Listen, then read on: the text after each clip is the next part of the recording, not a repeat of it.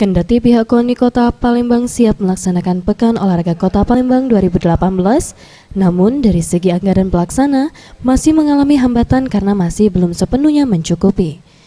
Ketua KONI Kota Palembang Suparman Roman mengatakan, dari dana yang cair melalui APBD Kota Palembang sebesar 2,4 miliar rupiah masih dirasa belum mencukupi karena adanya pembayaran sisa bonus atlet Porkot sebelumnya 1,7 miliar.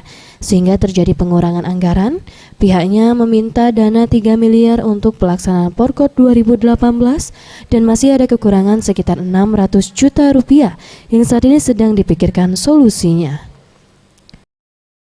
Kalau untuk bonus sekitar 1,7 miliar, sisanya 50%.